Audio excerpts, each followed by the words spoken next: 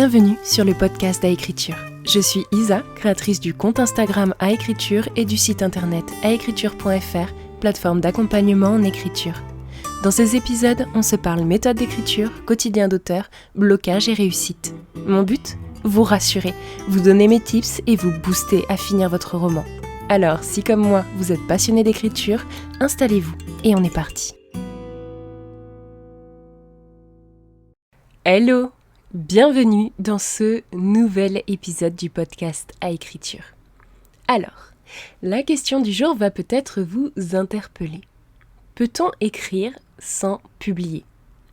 La réponse semble évidente pour beaucoup de monde, mais personnellement, je trouve qu'on ne parle pas suffisamment de ce cas de figure. Parce qu'au final, beaucoup d'écrivains débutants se mettent à écrire dans le but de voir leur livre publié.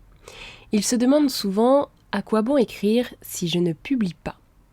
Et j'ai été de ceux-là, même si je ne nourrissais pas de grands espoirs à ce sujet, et heureusement, vu que près de 10 ans après mes débuts, je n'ai toujours rien publié. Mais entre-temps, j'ai appris à savourer l'écriture pour ce qu'elle est. Loin d'être une perte de temps, comme certains le pensent, elle a une réelle valeur par sa simple existence.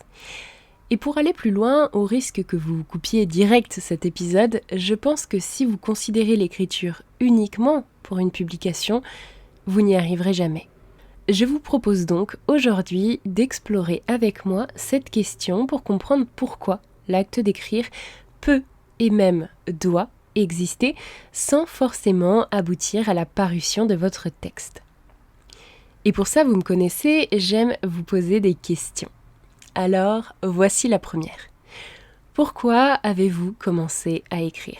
Il y aura forcément quelqu'un pour me contredire, mais normalement, ce n'est pas de voir votre livre en librairie qui vous a poussé à poser des mots sur le papier. Encore une fois, je m'inspire de mon exemple. Personnellement, c'était pour redonner une place à ma créativité et exprimer mon monde intérieur. J'ai toujours écrit des journaux de vie, fait le point, mes choix grâce à l'écriture. Mais ma vie interne, mes petites histoires mentales étaient jusque-là restées dans ma tête. Mon travail soi-disant créatif ne m'épanouissait plus depuis longtemps et je sentais une part de moi-même mourir à petit feu. Un soir d'été, dans la douce atmosphère que seul le sud de la France peut vous offrir, je prenais un verre sur la terrasse de la maison en écoutant le silence. C'était le début des vacances et ceux qui vivent en banlieue parisienne le savent. Le silence, ça se savoure. Et donc je laissais mon regard parcourir les arbres, la pénombre et surtout le ciel d'encre. Et dans ce ciel, la forme des nuages. Là, j'ai perçu une forme qui m'a fait penser à une grosse baleine. Et j'ai laissé mon cerveau dérouler le fil.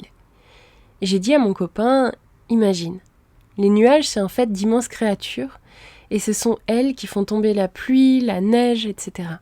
Et en échangeant avec lui, j'ai commencé à ressentir une réelle excitation à l'idée de les étudier. Et c'est ainsi qu'Athéa et tout l'univers de Sylvania étaient nés. Il m'a fallu plusieurs mois pour vraiment me dire que j'avais là la base d'une histoire et que j'avais le droit de m'y essayer. Tout ça pour vous dire qu'au tout début, c'est l'histoire. C'est une idée, un sentiment, un besoin de partage qui nous pousse à écrire. Pas l'idée d'une publication. Ce rêve d'édition, il m'est venu après, quand mon roman a pris forme et que je me suis demandé si quelqu'un aimerait le lire. Et vous savez quoi ? Écrire cette histoire m'a permis d'exorciser beaucoup de ce qui n'allait pas dans ma vie à ce moment-là. Je souffrais de l'image de la nana un peu zinzin, submergée par ses émotions au moindre truc, agressive dès qu'on remettait en cause sa légitimité. À cette époque, je souffrais de dépression et, comme tous les introvertis, je souffrais aussi de ne pas savoir correctement m'exprimer, surtout face à des gens qui existent très fort. Et dans la pub, il y en a beaucoup. Vous connaissez la chanson. On m'a longtemps reproché de ne pas assez faire entendre ma voix, mais dès que j'essayais de me battre pour mes opinions, ça choquait tout le monde et je passais pour l'hystérique de service parce que mon ton n'était plus le même. En gros, on me disait de prendre ma place, mais pas trop fort quand même. Ce qui m'a sauvée, c'est d'avoir cette soupape, où j'ai trituré la question de la santé mentale et sa perception. ont suivi, tout un tas de thèmes qui ont alimenté ma réflexion et mon histoire, et nous voilà avec 2 tomes denses que j'adore. J'espère aujourd'hui les voir publiés un jour, et ce rêve, je l'ai depuis un bon moment maintenant. Mais même si ça ne marche pas, je vais continuer à écrire.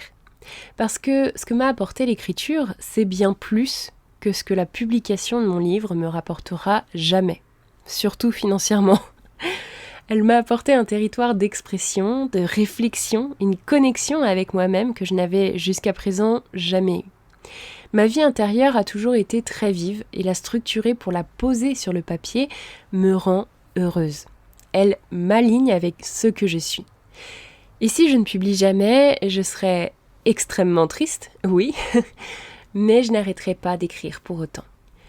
Là où la publication est perçue par beaucoup comme une validation extérieure, je voudrais que vous vous demandiez si elle est si importante que ça, cette validation. L'écriture doit avant tout vous faire plaisir, vous faire grandir. Elle peut même être utile à des fins thérapeutiques. Et là où on demande à notre psy de respecter le secret professionnel, pourquoi vouloir à tout prix étaler nos peines devant tout le monde ? Attention, je ne juge pas parce qu'assumer justement nos peines, nos douleurs ou nos cicatrices peut faire partie de la thérapie. Mais le plus gros du travail est fait en amont, lors de l'écriture, et c'est cela le plus important. D'ailleurs, pour remettre en perspective, des écrivains reconnus et prolifiques, tels qu'Amélie Nothomb ou Franz Kafka, n'ont pas publié tous leurs livres. Kafka avait même demandé que l'on détruise tous ses manuscrits non publiés à sa mort, ce qui n'a pas été fait, mais ça montre bien qu'il écrivait d'abord pour lui. Et je pense qu'il est important de voir l'écriture comme un outil de transformation personnelle. En écrivant sans en attendre une publication, on ose être soi, être libre de ce que l'on dépose sur la feuille. Les contraintes sont oubliées, l'extérieur n'exerce aucune pression.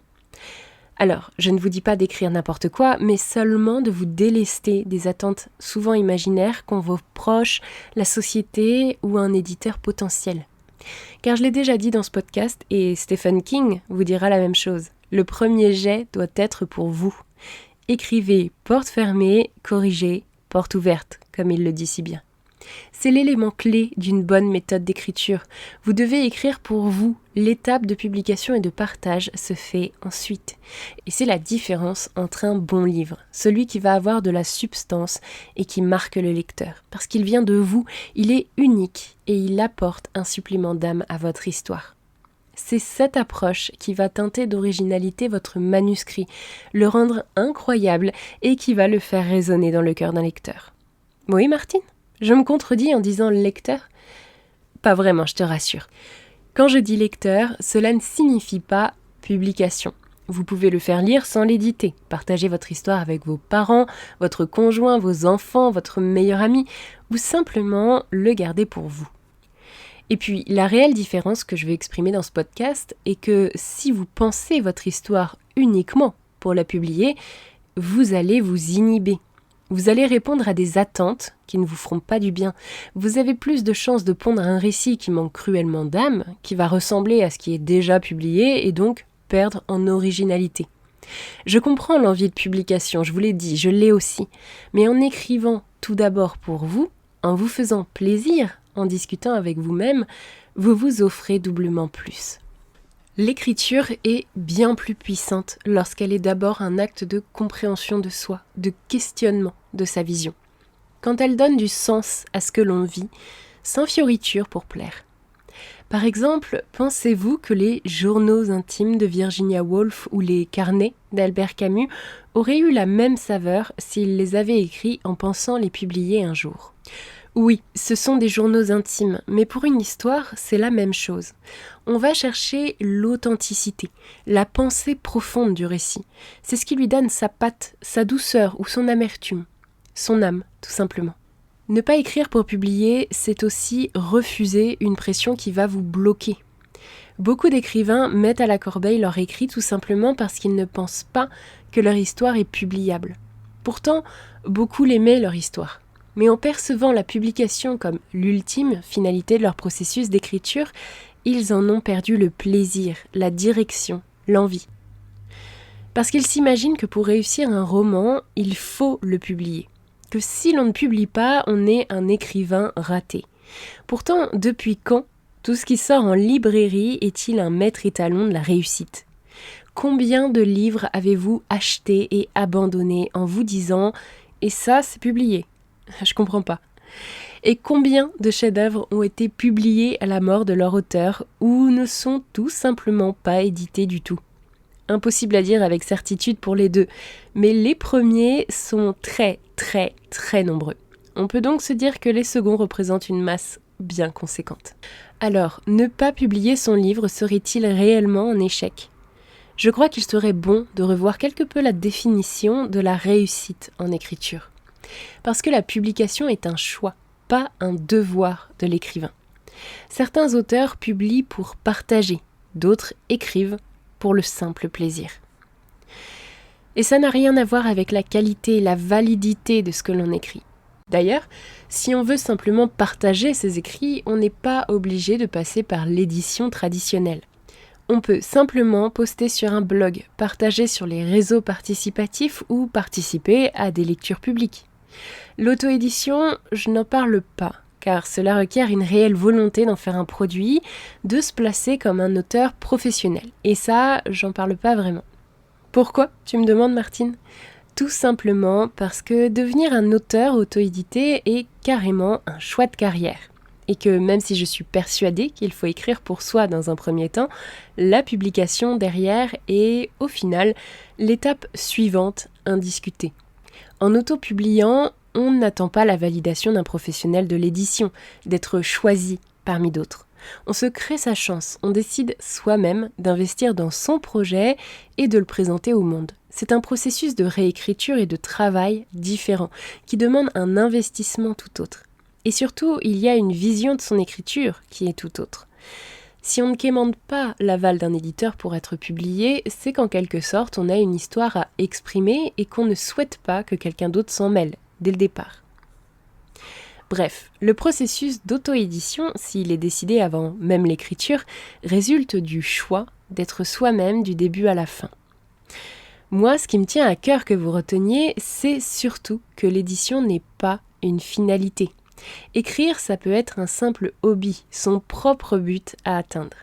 L'humain a un besoin profond d'être aligné avec lui-même et d'exprimer ce qu'il a en lui. Et c'est à ça que doit servir l'écriture en prime abord. Vous permettre de renouer avec vous-même, de vous retrouver, de mieux vous comprendre et de passer outre vos propres barrières. C'est un acte de santé mentale finalement, afin de mieux appréhender la vie, les obstacles qu'elle dresse devant nous tous les jours. Le véritable endgame, c'est d'être soi, pleinement, et de s'épanouir dans ce qu'on écrit. Ainsi, écrire sans publier, c'est parfaitement légitime. Et vous pouvez aimer écrire sans vouloir retrouver vos histoires sur la place publique. Ce n'est pas pour cela que vous écrivez moins bien que les autres ou que vos récits sont moins bien. L'acte d'écrire a de la valeur en soi, que ce soit pour vous exprimer, vous découvrir ou simplement savourer le jeu des mots. Si vous ressentez l'envie de publier, foncez. Mais n'oubliez pas, votre valeur d'écrivain ne dépend pas du nombre de vos publications. Voilà, j'ai dit tout ce que j'avais à vous dire sur le sujet. Si vous êtes toujours avec moi, je vous remercie de m'avoir écouté. J'espère que cet épisode vous a plu. Comme toujours, je vous invite à vous abonner si ce n'est pas déjà fait et à laisser une note sur votre application d'écoute préférée. Sur ce, on se retrouve mercredi pour un prochain épisode. D'ici là, je vous souhaite une très agréable semaine. C'était Isa d'Aécriture. Amour sur vous et écrivez bien.